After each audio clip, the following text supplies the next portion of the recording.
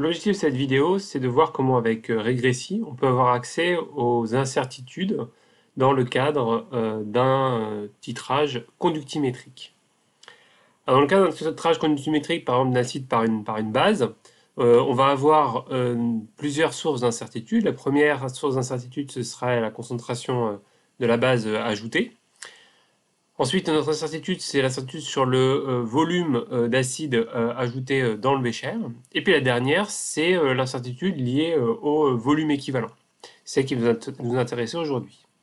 Alors pour ce qui est du volume équivalent, il y a aussi, ils peuvent se détailler en fait en deux parties qui sont liées à la burette graduée et puis d'autre part à la détermination du volume équivalent lui-même. Et nous, c'est ce qui va nous intéresser en fait dans l'expression ici de l'écart type, c'est ce qu'on appelle ici sigma d, qu'on va essayer de déterminer l'écart type lié à la détermination de ce volume équivalent grâce à une courbe conductimétrique.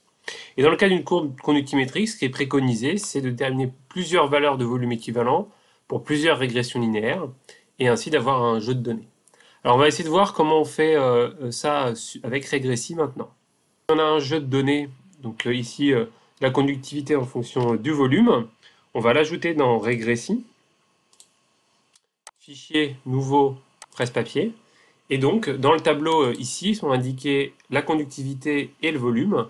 Alors, pour qu'il n'y ait pas de problème, car gamma est déjà une grandeur présente dans le logiciel, on va la changer de nom, on va l'appeler conde pour conductivité, et à faire OK. Et on voit ici qu'il y a une influence notable de la dilution, donc on va ici plutôt tracer la conductivité corrigée, donc conde corps, qui est égal à la conductivité multiplié par le volume total. Ici, un volume initial était dans cette expérience de 20 ml plus V, divisé par 20 qui correspond au volume initial. Et on fait par ce biais-là mise à jour. Dans le tableau, la conductivité corrigée est tracée. Et on ferme cette fenêtre et on va tracer cette fois-ci la conductivité corrigée au lieu de tracer la conductivité. Et donc on va remplacer cette courbe ici par celle de la conductivité corrigée, faire OK. Et donc à partir de cette courbe de conductivité corrigée en fonction du volume, l'objectif maintenant, c'est de déterminer le volume équivalent et l'écart type, et donc trouver le sigma d. Alors pour ça, on va utiliser l'outil de modélisation, et on va choisir des bornes pour un modèle, et choisir le premier segment de droite ici, appliquer un modèle classique affine, faire OK, et ensuite faire de même en choisissant des bornes, cette fois-ci pour l'autre partie du graphe, pareil pour un modèle affine classique, et donc on a ici tracé les deux courbes et ajusté les deux segments de courbe pour avoir accès au volume équivalent. L'intersection elle est donnée ici, donc entre les deux courbes, et aussi on voit que c'est égal à 20,01 pour ce qui est du volume, donc 20,01 millilitres. Donc on a accès donc, par ce biais-là au volume équivalent.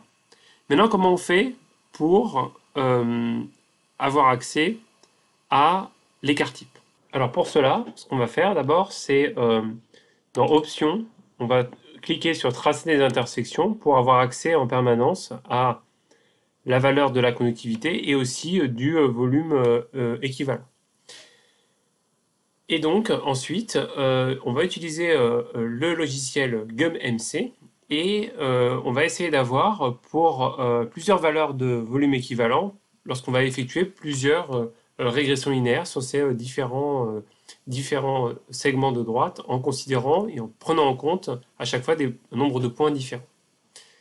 Donc on va se mettre sur le côté, on va placer Regressi sur le côté, et on va ouvrir GumMC. Et dans GumMC, quand on ouvre GumMC, on arrive sur cette page-là, puis ensuite expression de la grandeur de sortie. On va écrire que la grandeur de sortie c'est VEC, par exemple. Valider et passer aux grandeurs d'entrée. Le mesurant, donc c'est VEC, il est indiqué ici. Et nous, on va chercher une source d'erreur. On va faire une évaluation de type A. OK. Et dans un cas, deuxième cas, où on n'a pas calculé la moyenne à l'écart type expérimental, et ça va être justement avec GOMMC qui va nous permettre de le calculer. On fait OK.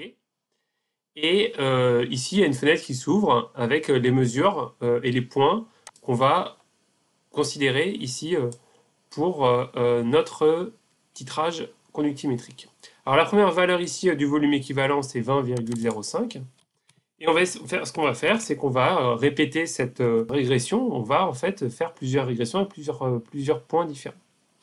Donc si on change par exemple le curseur ici dans modélisation, alors on fait ajuster, et puis après on va changer ici le nombre de points à considérer. Si on prend par exemple ici moins de points, on a cette fois-ci 20,00. Si on rechange par exemple un petit peu ici, en prenant ce nombre de points, on a encore 20,00. On va répéter ça pour 10 points.